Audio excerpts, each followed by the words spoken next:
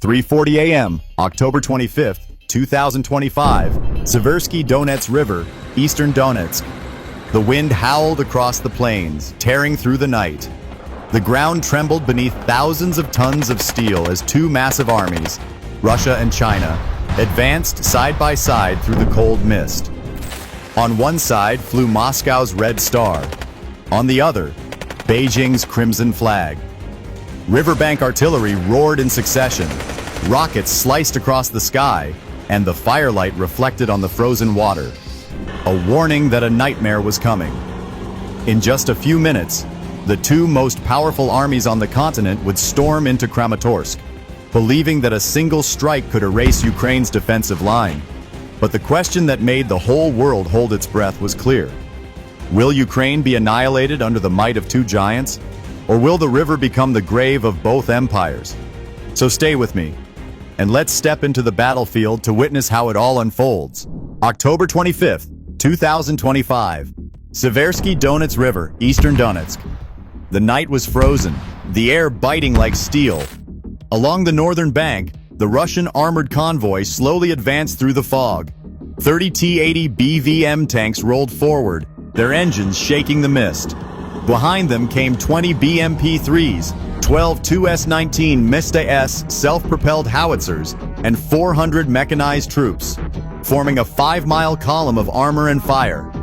Above them, two Orlan-10 drones circled, transmitting live data every 3 seconds to the Russian command in Belgorod. From the east came their partners, the Chinese Armored Battalion, 25 Type 99A tanks, and 20 ZBD-04A carriers, headlights slicing through the fog like a parade of power. Their shared objective was clear: seize the western bank, crush the Ukrainian defense line, and open a corridor toward Kramatorsk, securing a strategic foothold in Donetsk that could rewrite the map of the war. That confidence, that arrogance, it's about to meet cold, calculated genius. Stay with me, and subscribe so you won't miss the moment the trap comes alive. While Russian and Chinese tanks roared toward the Seversky Donets, deep beneath an abandoned factory outside Kramatorsk, a different kind of army sat in silence. Dozens of Ukrainian officers watched the digital map flicker with red markers. Every movement of the enemy was being tracked in real time. They had seen this attack coming 21 days ago. Intelligence from NATO satellites and intercepted Russian transmissions had revealed the entire plan, down to the minute. For 3 sleepless weeks, Ukrainian engineers and sappers turned 42 square miles of farmland into a digitally wired death zone. Beneath the frost lay 120 TM-83 anti-tank mines, each with a shaped charge capable of slicing through 110 millimeters of hardened steel. Every mine was connected by fiber optic trigger lines to a remote console 5 miles away. Lynx 45 thermal sensors were buried under drifts and others hidden inside hollow trees, creating a detection grid sensitive enough to register a human heartbeat from 8 miles away. 3 narrow, safe corridors were intentionally left open, deliberate gaps designed to lure the Russian and Chinese convoys straight into the crossfire. Behind those corridors waited 12 Krab 155mm howitzers, their barrels pre-aimed and loaded with Excalibur precision shells. Overhead, 6 Bayraktar TB-2 drones orbited at 12,000 feet, their cameras feeding live data to the fire control systems. On both forest flanks, 18 Leopard 2 A6 tanks, 60 Warmate loitering munitions, and 200 FPV kamikaze drones sat in total radio silence, each assigned a single coordinate and a kill order. This was no ordinary defense.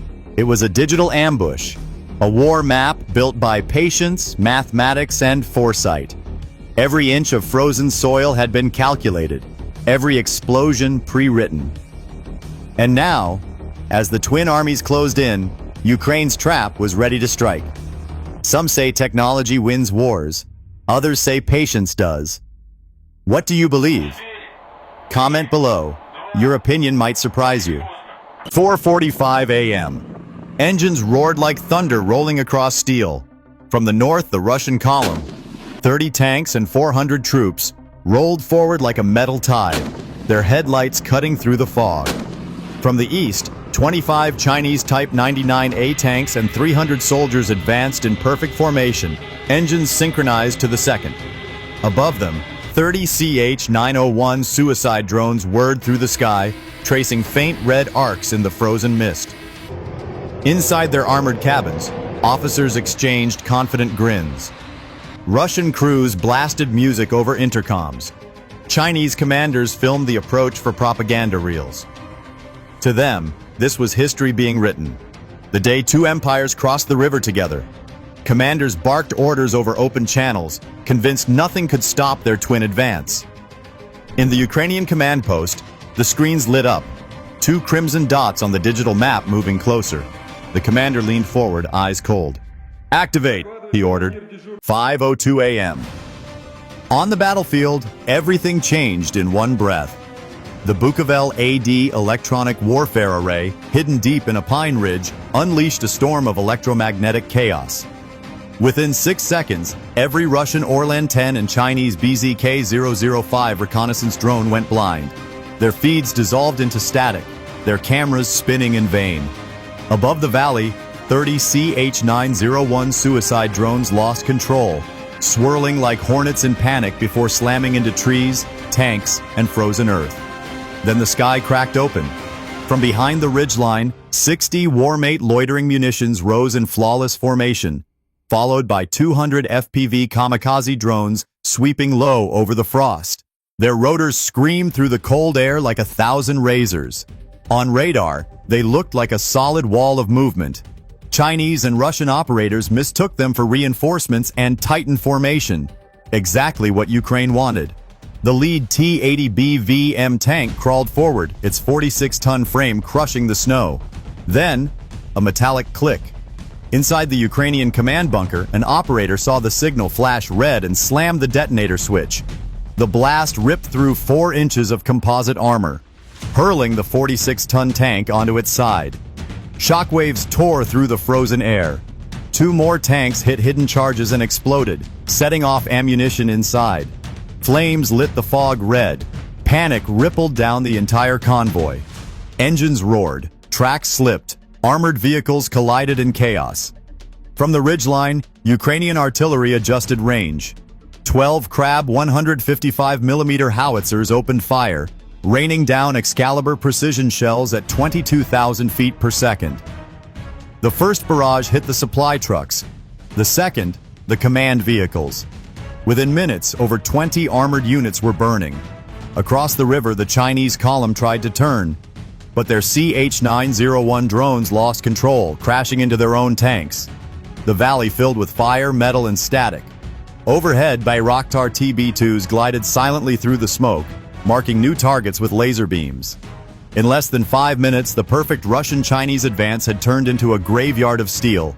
The riverbank that promised glory now glowed with burning wrecks, a monument to arrogance, buried under Ukrainian precision.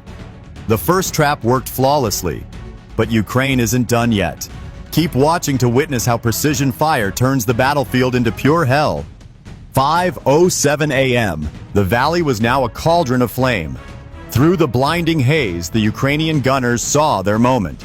The radio cracked once, short, cold, final. Fire mission.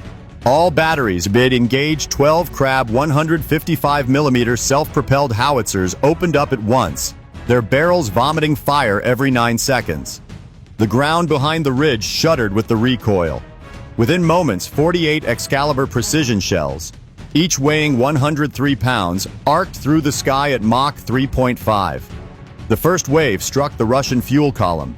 6 trucks carrying 60,000 gallons of diesel ignited in a single roaring chain reaction. The shockwave shattered windows 3 miles away. Then came the second wave, shells raining down on Chinese command vehicles and artillery crews caught in open terrain. Each impact cratered the frozen ground, flinging dirt and armor plates into the air.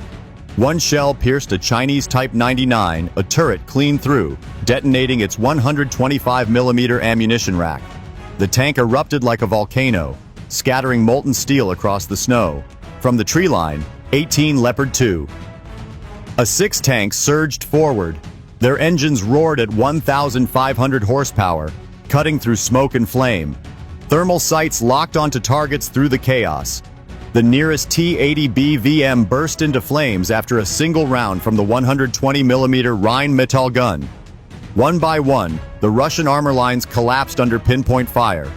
The counterattack unfolded with mechanical precision. Bayraktar TB2s hovered at 12,000 feet, relaying live coordinates every 4 seconds to fire control units. Each update triggered another storm of artillery. Chinese ZBD-04A carriers tried to pull back across the river, but Ukrainian FPV drones swooped in, slamming into their open turrets, detonating on impact. For 7 continuous minutes, the valley became a furnace. Over 50 armored vehicles burned simultaneously, ammunition cooking off in cascading explosions.